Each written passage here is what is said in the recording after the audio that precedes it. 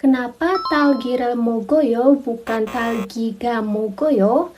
Dan kenapa talgiga yepoyo bukan talgiral yepoyo?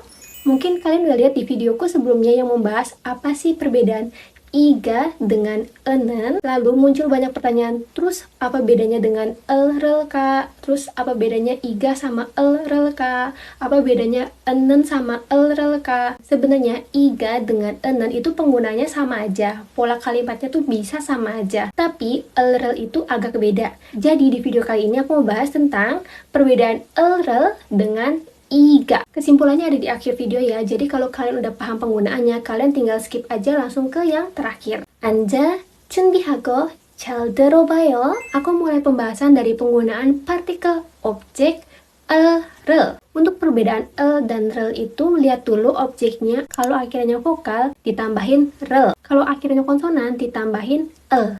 Rel cuman bisa dipasangin sama kata kerja, bukan kata sifat. Sekalian ya, apa sih perbedaan kata kerja dengan kata sifat? Kata kerja itu aksi reaksi. Simpelnya kegiatan yang bisa bergerak, yang bisa berpindah. Itu namanya kata kerja. Contohnya, pergi, makan, minum, melihat, membaca, memperbaiki, menulis, mendengar, itu kata kerja. Kata sifat itu nggak ada kegiatan, aksi, reaksi. Contohnya, cantik, jelek, besar, kecil, panjang, pendek, tinggi, rendah, tebal, tipis, dan lain-lain. Itu perbedaannya antara kata kerja dengan kata sifat.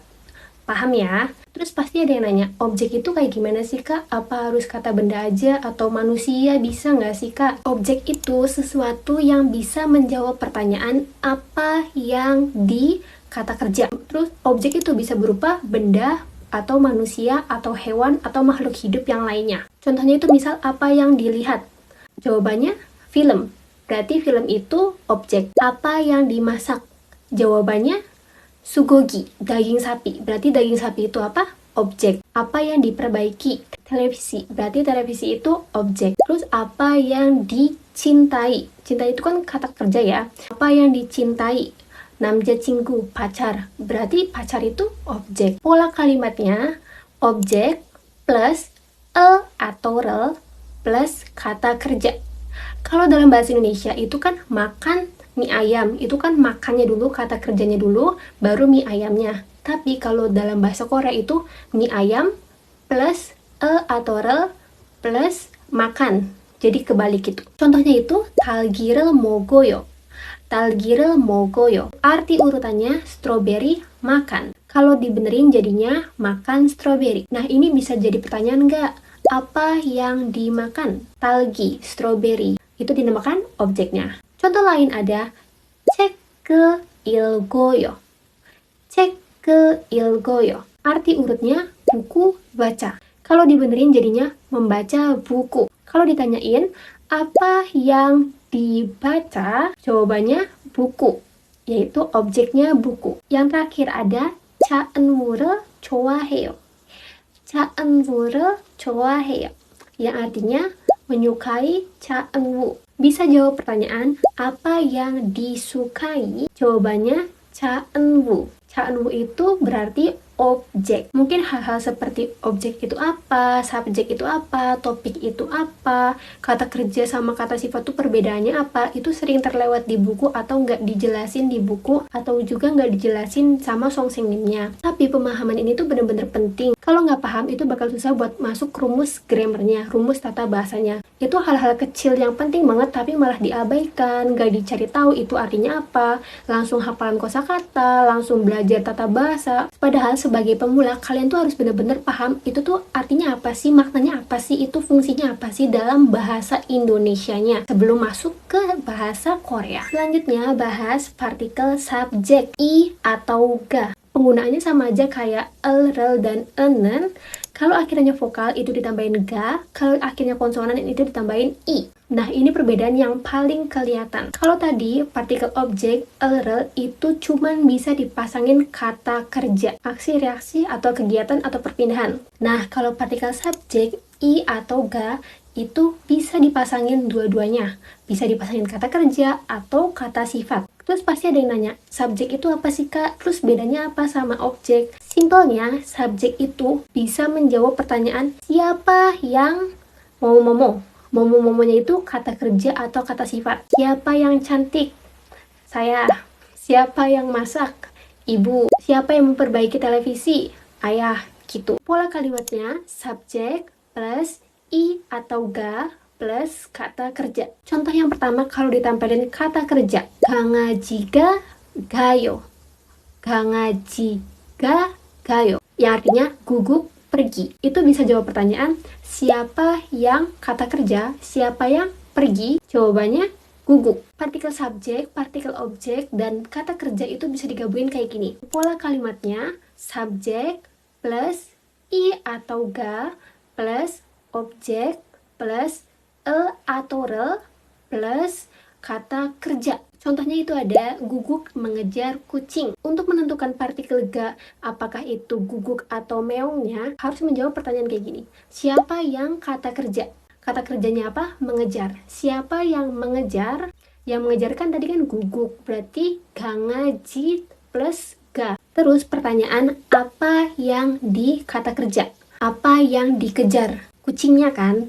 Berarti goyangi plus re. Baru ditambahin kata kerja mengejar, yaitu chota. Kalau digabungin jadi 강아지가 고양이를 쫓아요. 강아지가 고양이를 쫓아요. Contoh lain ada kucing lagi makan, kucing lagi makan. Nah, itu kan ada kata kerja, tapi di sini pakainya iga. Kenapa pakai iga? Karena itu bisa menjawab siapa yang lagi makan. Siapa? Kucing kan yang lagi makan. Jadinya 고양이가 먹어요. 고양이가 먹어요. Kan itu ada kata kerja Kak. Kenapa nggak pakai elrel? Coba kalau pakai elrel. 고양이를 먹어요. Elrel itu pertanyaannya tadi apa?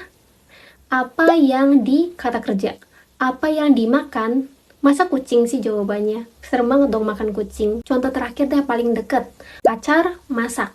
Pacarnya lagi masak. Pertanyaannya, siapa yang lagi masak? Pacar kan? Berarti 남자친구 plus ga plus masak 요리해요. Kenapa nggak pakai elrel padahal di situ ada kata kerja 요리해요, kata kerja masak? Kalau pakai partikel elrel, pertanyaannya apa yang dimasak? Masa goreng pacar sendiri sih? Nggak mungkin dong, serem banget kan? Berarti pakainya i atau ga. Selanjutnya dipasangin sama kata sifat. Pola kalimatnya subjek plus i atau ga plus kata sifat. Kenapa sih kata sifat itu nggak bisa dipasangin sama atau rel? Kita lihat contoh yang pertama. tal기가 예뻐요.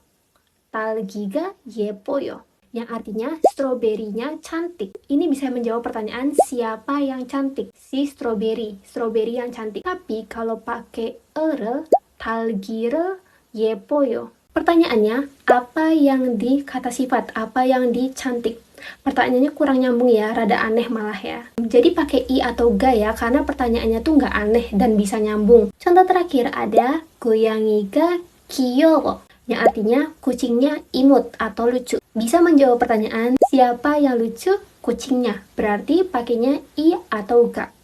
Nggak bisa pakai elrel. Kalau misalnya pakai elrel, 고양이를 귀여워, itu nggak bisa muncul pertanyaan apa yang diimut, apa yang dilucu. Itu rada aneh kan pertanyaannya. Kesimpulannya, pemahaman yang paling simpel, partikel objek elrel itu cuma bisa nempel sama kata kerja dan bisa membuat pertanyaan sekaligus menjawab apa yang di kata kerja. Sedangkan partikel subjek, iga, itu bisa nempel sama kata kerja dan kata sifat. Serta harus bisa membuat pertanyaan dan jawaban siapa yang kata kerja atau kata sifat. Oke, segitu dulu informasi dari aku. Semoga membantu dan semangat belajar. Bye-bye.